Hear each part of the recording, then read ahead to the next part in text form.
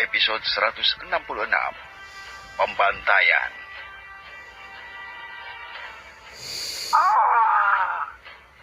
Fei Hung berjalan ke arah King Long dan kemudian mengangkatnya dari tanah.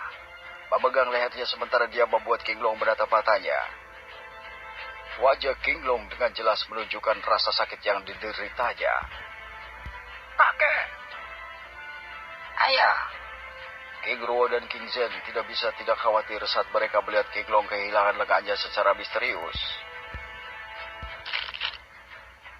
Fei Hung meremukan lengan King Long dengan kakinya, menyebabkan lengan itu meledak seketika saat darah memercik kemana-mana tetapi tidak menodai pakaian Fei Hung.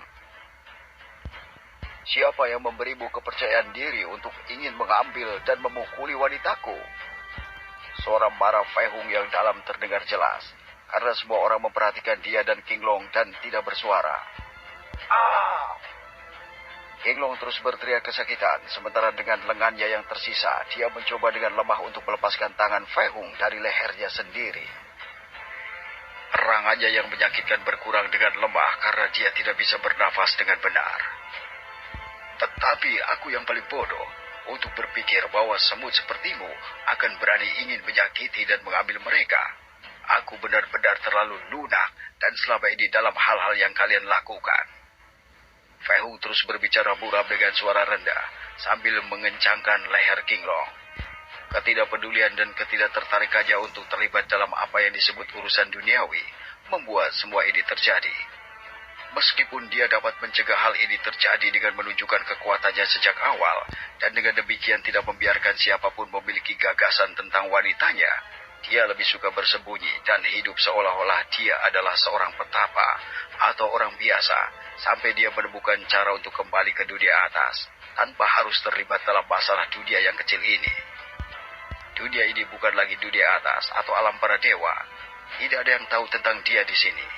Wanita dan orang-orang dekat dengannya, apakah mereka teman atau kenalan yang memiliki kesan baik tentang mereka, memiliki kehidupan di dunia ini dan masalah yang mereka hadapi juga. Tapi itu tidak akan menyelamatkanmu dari meletakkan tanganmu pada wanitaku. Fei Hung memperhatikan sampah di depannya saat dia mengencangkan cengkeramannya. Tanpa ragu-ragu, Fei Hung meraih lengan kiri King Long dan di depan semua orang dengan kejam menariknya dan dengan mengerikan merobek lengan King Long dari tubuhnya. King Long memutar tubuhnya di udara dengan tiba-tiba saat masih dipegang oleh Fei Hung. Kesadarannya sepertinya akan runtuh karena rasa sakit yang luar biasa. Sejumlah besar darah mengalir dari bahunya. Fei Hung membuat King Long menderita dengan kejam di depan semua orang, tanpa menyembunyikan kekejamannya dan wajah gelapnya yang penuh dengan niat membunuh. Ayah! King Ruo berteriak putus asa dan semampunya, dia langsung berlari ke arah Fei Hung untuk membunuhnya dengan pedangnya. Fei Hung memiliki semua perhatiannya pada King Long, karena dia menempatkan semua tekanan auranya pada dirinya sendiri dan tidak peduli dengan orang lain. Mereka semua akan mati pada akhirnya.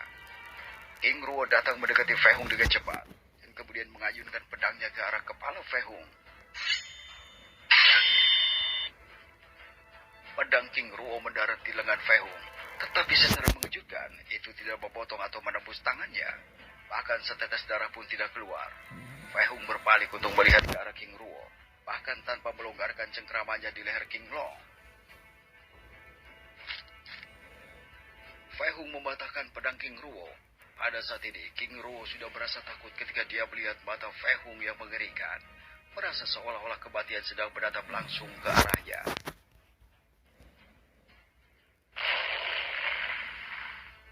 Fei Hung menendang perut King Ruo, mengirimnya terbang ke tempat King Zhen berada. Ayah! King Zhen berhasil menangkap tubuh ayahnya dan kemudian berbalik untuk melihat Fei Hung dengan kebencian. Kita harus menyelamatkannya!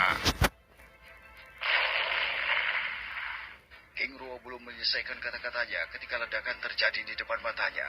Tubuh King Long telah meledak berkeping-keping.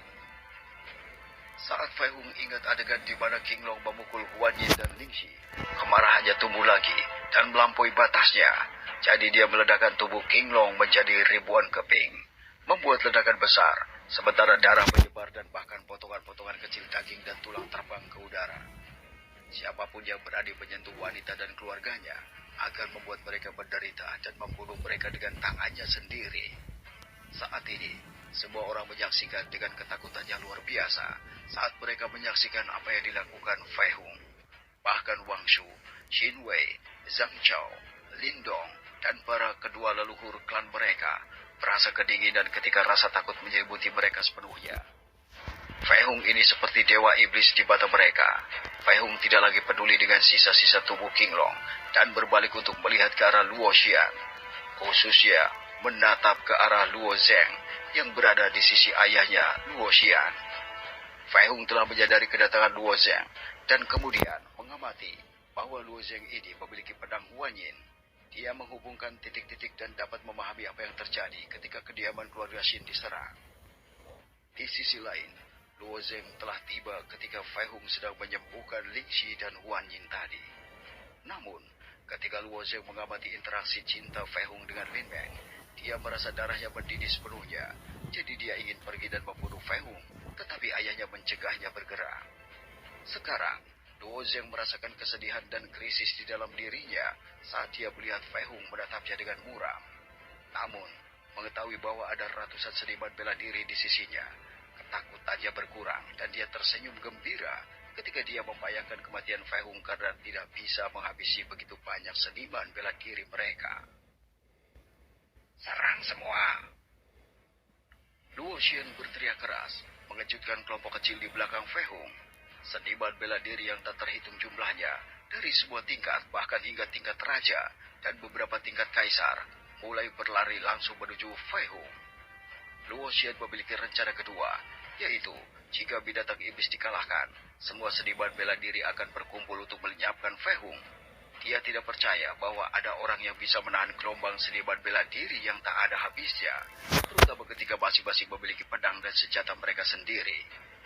Bahkan sebagian besar pria berkerudung dalam formasi yang ditugaskan untuk mengendalikan binatang iblis bergabung dalam pertempuran, karena binatang iblis yang mereka kendalikan telah terbunuh. Tapi, kenyataannya berbeda ketika Luo Xian menyaksikan dengan tidak percaya apa yang terjadi. Kakak Fei Hung! Fei Hung! Tuan muda! Suara teriakan wanita yang khawatir terdengar ketika kelompok seniman bela diri yang jumlahnya sangat banyak menuju ke arah Fei Hung. Fei Hung tidak pernah berhenti menatap Luo Zheng saat dia mulai berjalan ke arahnya.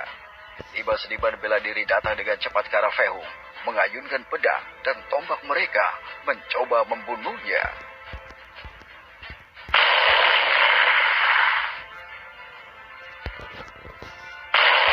Ke arahnya, 5 seniman bela diri datang dengan cepat ke arah Fei Hung, mengayunkan pedang dan tombak mereka mencoba membunuhnya.